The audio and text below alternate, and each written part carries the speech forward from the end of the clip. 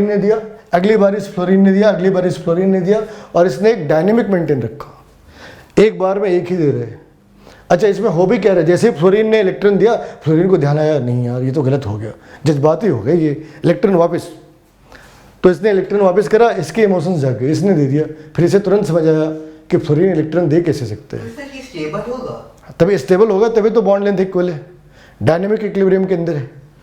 तो एक ले रहा है दूसरा छोड़ रहा है, एक ले रहा है दूसरा छोड़ रहा है। यहाँ पे इस बात का ध्यान रखना जरूरी है कि इलेक्ट्रॉन की वेलोसिटी कितनी है, c/10।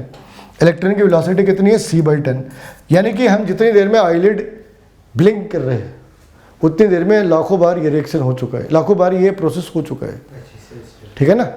c/10 की वेलोसिटी है, लाखों बार ये प्रोसेस हो चुका है जब तक हमने आईलिड झपकाई। तो समझ आ गया। अब यहाँ पे एक बार ये फ्लोरीन, एक बार ये फ्लोरीन, एक बार ये एक फ्लोरीन, अगर रेजोनेंस इन्वॉल्व है तो आइडेंटिकल बॉन्ड लेंथ होने हैं। जो रेजोनेंस है उसके रेजोनेंस का जो इम्पैक्ट है वो क्या है भाई, रेजोनेंस का जो इम्पैक्ट है वो क्या है, आइडेंटिकल बॉन्ड लेंथ।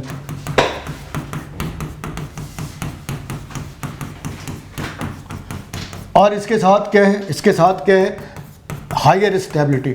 जितनी ज़्यादा रेजोनेटिंग स्ट्रक्चर होगी उतनी ज़्यादा स्टेबिलिटी है, जितनी ज़्यादा रेजोनेटिंग स्ट्रक्चर है उतनी ज़्यादा स्टेबिलिटी है।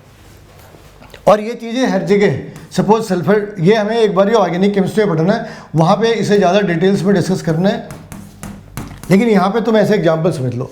अगर हमने सल्फेट की बात करी है ना, तो इसके अंदर भी कम से कम 2 टाइप के बॉन्ड लेंथ होनी चाहिए, 2 टाइप, है ना। कौन से 2 type, sulphur single oxygen, sulphur double bond oxygen. लेकिन प्रैक्टिकली में क्या होते हैं, एक ही तरह का।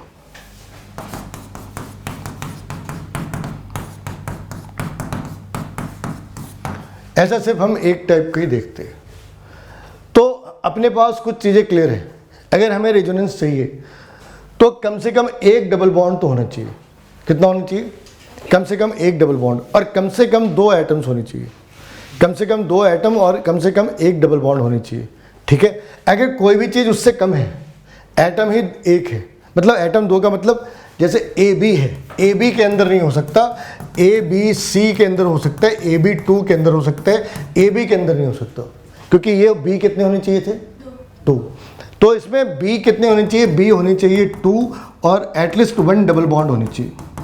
अगर ऐसा है तो यहाँ पे रेजोनेंस हो सकता है, ये नहीं है तो रेजोनेंस नहीं हो सकता। ये रेजोनेंस की प्राइमरी कंडीशन है। तो यहाँ पे एक कंडीशन और भी लिख सकते हैं। सपोज CO3 2 नेगेटिव है, CO3 2 नेगेटिव, इस केस में हो सकता, क्योंकि हमें तो 2 ही चाहिए, यहाँ पे तो 3 है, और एक डबल बॉन्ड भी, ठीक है ना।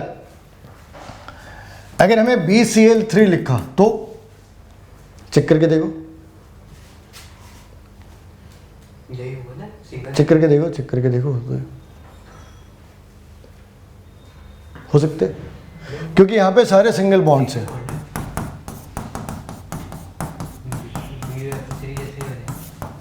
है ना। और अगर हमने CO2 करा तो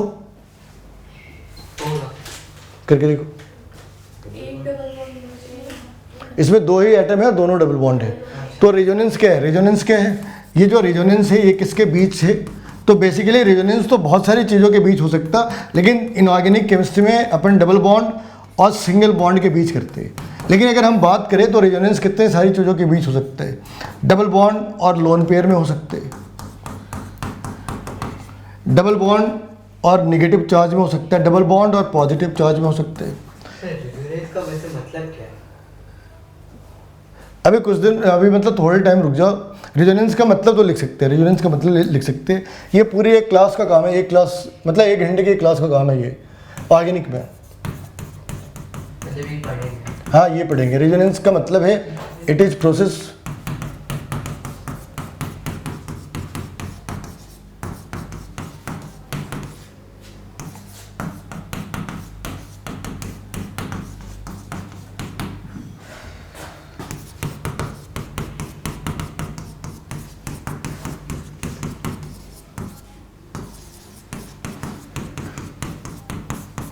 एक ही मॉलिक्यूल्स के डिफरेंट स्ट्रक्चर्स लिखने का जो प्रोसीजर है उसे हम लिख सकते हैं रेजोनेंस। इसमें क्या चीज़ें होती है,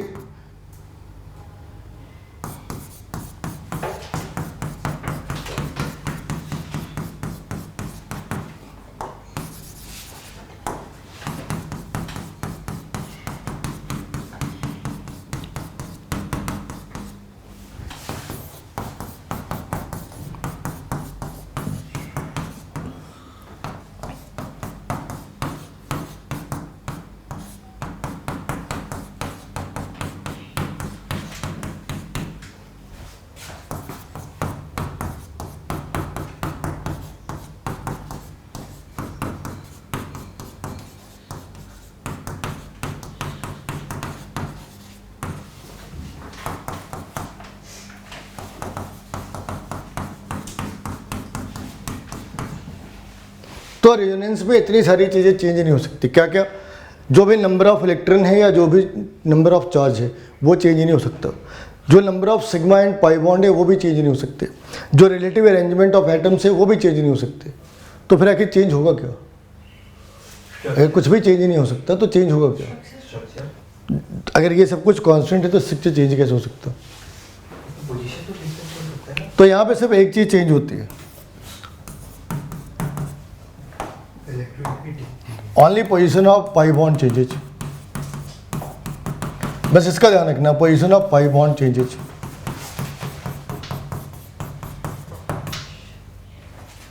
only position of pi bond changes. अब एक आधी एग्जांपल और लिख कर देखते हैं। ये लिख लिया नहीं, सॉरी साइड पे।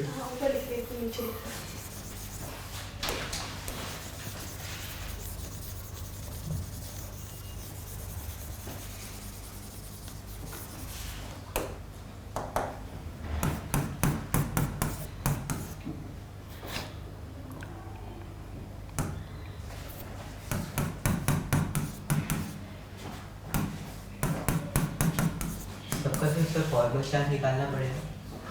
अब इन तीनों में से NO2 नेगेटिव के रेजोनेटिंग स्ट्रक्चर कौन कौन से हैं?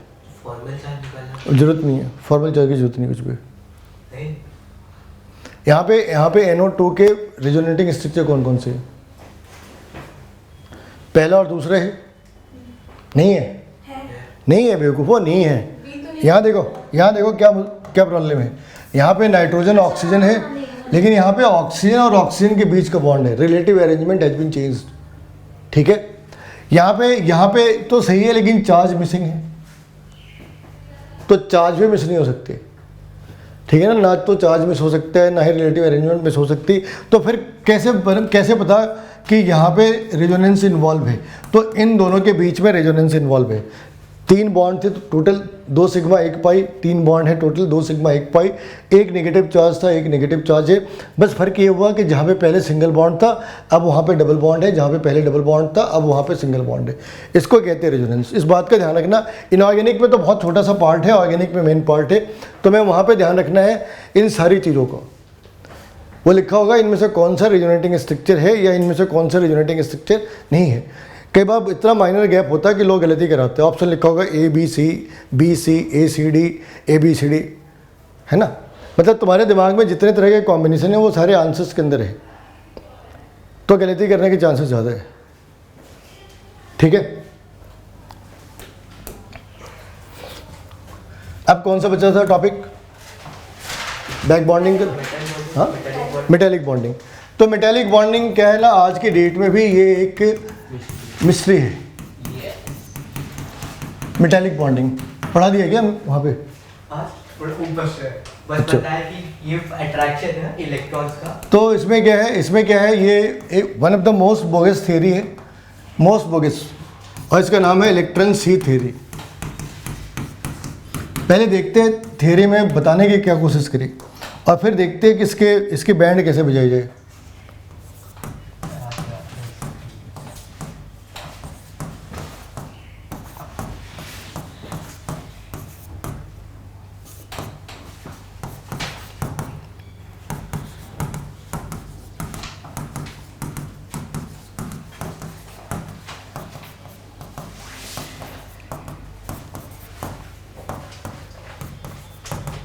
देखो यहाँ पे ना ये कहानी है, इसे ऐसे समझ लो। इसका नाम है इलेक्ट्रॉन सी थ्योरी। इससे दो मेटेलिक प्रॉपर्टीज एक्सप्लेन होती है, बाकी कुछ भी एक्सप्लेन नहीं होता। और हमारे पास इससे बेहतर रिप्लेसमेंट आज की डेट में नहीं है। 1 महीने बाद, 1 साल बाद आ जाए तो फिर इस वाली थ्योरी को डिस्कस करने की जरूरत नहीं है। अभी वो क्या कह रहे, अभी कह रहे कि भाई यहाँ पे ना हम मेटालिक लेस्चर को एक्सप्लेन कर रहे हैं। किसको एक्सप्लेन कर रहे? मेटालिक लेस्चर और कंडक्टिविटी, इन 2 चीज़ों को हम इसके बेसिस पे एक्सप्लेन कर सकते हैं। इसे कहते हैं free electron. Free electron, gaseous electron, क्या लिखते हैं भाई इसका नाम? Gaseous electron, free electron. इसका एक और भी नाम है मोबाइल इलेक्ट्रॉन। तुमने देखा होगा ना घर में बदमाश बच्चों के बड़े सारे नाम रहते हैं, तो जो थियरी बेकार होती है उसमें बड़े सारे नाम रहते हैं। तो इसमें बड़े सारे नाम डाल रखे, free electron, gaseous electron, mobile electron. अब ये एक्चुअली दो चीज़ों को एक्सप्लेन करते हैं, लस्टर और कंडक्टिविटी। पहले इसकी सक्सेस देख लेते हैं, फिर इसकी डिमेरिट देखते हैं। अब कह रहा है कि भाई ये कंडक्टर क्यों होते, क्योंकि ये जो इलेक्ट्रॉन है ना, फ्री इलेक्ट्रॉन है। जैसे हमने पोटेंशियल डिफरेंस के क्रॉस अप्लाई करा, ये इलेक्ट्रॉन फ्री है, भाग गए कंडक्टर। यही चाहते थे ना कि कंडक्टर क्यों, इतने साफ कंडक्टर क्यों, फ्री बैठे, बिल्ले बैठे, खाली कोई काम नहीं, उठ के भाग गए, है ना। बढ़िया, बहुत बढ़िया। अच्छा, ये कंडक्टर ये इनकी साइनिंग कैसे आती, बहुत बढ़िया। यहाँ से एनर्जी आई, नॉर्मल एनर्जी, इस इलेक्ट्रॉन को ऑसिलेट करा। अब इलेक्ट्रॉन ऊपर गई तो उसने एनर्जी एब्जॉर्ब करा, नीचे आई एनर्जी एमिट करा। बहुत सारे इलेक्ट्रॉन हैं, क्यों, हम तो पहले ही कह रहे सी है, तो ऐसे कहे कि 4 इलेक्ट्रॉन हैं तो उसको सी थोड़ी कह सकते, बहुत सारे इलेक्ट्रॉन हैं। वो ऊपर गए, नीचे एनर्जी छोड़ी, और बहुत सारे इलेक्ट्रॉन ने थोड़ा थोड़ा एनर्जी छोड़ा तो साइनिंग आ गई। तो उनका कमाल का कॉन्सेप्ट है, क्या बढ़िया बताया आपने, है ना। तो ये दो चीज़ें हैं जो बहुत ही बढ़िया ले, बहुत ही बढ़िया तरीके से एक्सप्लेन करो। साइनिंग क्यों आती, यहाँ देखिए साहब, इतने सारे फालतू इलेक्ट्रॉन बैठे, एनर्जी आई, इनके बीच में कोई बॉन्ड नहीं, जितनी एनर्जी थी उसने इसको अच्छा खासा वाइब्रेट कर दिया। ये नीचे आते हुए उसने एनर्जी छोड़ी, एक ने इतना सभी छोड़ा तो इतने सारे इलेक्ट्रॉन ने इतना छोड़ दिया कि दिखने लगे। ठीक है, उन्होंने कहा तो बहुत ही बढ़िया कॉन्सेप्ट है, कमाल का कॉन्सेप्ट है। तो ये दो बातें हम इसके ऊपर एक्सप्लेन कर सकते हैं। क्या क्या, conductor, why metals are conductor because of free electron, because of gases electron, because of mobile electron. अगर ऑल लिखा है तो चारों लिखेंगे, नहीं तो वो क्या करते हैं, इनमें से कोई एक ऑप्शन डाला होते, हो सकता है ऑल लिखना चाहे तो ऑल भी लिखा तो सारी बातें सही है।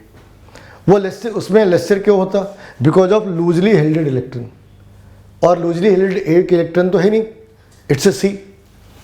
तो यहाँ पे बातें बड़ी बढ़िया है, बहुत ही बढ़िया लगेगा। अब प्रॉब्लम कहाँ पे आती है, प्रॉब्लम आती है जब लोग इसकी पोस्टमार्टम करते हैं। लोगों ने कहा अच्छा आप इसे एक्सप्लेन कर सकते ये कैसे बना था, तो उसने कहा कि हाँ सुन लो कैसे बना था। बना ऐसे था कि मेटल ने अपना metal loss the valence electron, और बस यहीं पे वो फंस गए। अब ये क्या कहना चाह रहे हैं कि मेटल ने अपना वैलेंस इलेक्ट्रॉन लूज करा, उस इलेक्ट्रॉन ने एक कोर क्रिएट कर दी और मेटल बाहर की साइड पे है। अब और ये स्टेबल इसलिए है क्योंकि यहाँ और यहाँ पे फोर्स ऑफ अट्रैक्शन है। ऐसे ही आप जोड़ लो, हर जगह फोर्स ऑफ अट्रैक्शन है, तो निकल कैसे जाएगा फोर्स ऑफ अट्रैक्शन, है ना। तो ये फोर्स ऑफ अट्रैक्शन है, इस तरीके से रहती है। अब यहाँ के बाद पेंडोरा बॉक्स ओपन हो जाता है। कैसे, अट्रैक्शन है तो निकल कैसे, हाँ, पहला सवाल तो यही है कि अगर अट्रैक्शन इतना स्ट्रांग है कि M पॉजिटिव और इलेक्ट्रॉन नेगेटिव एक दूसरे के साथ स्टेबलाइज होते हैं, तो वो निकला कैसे।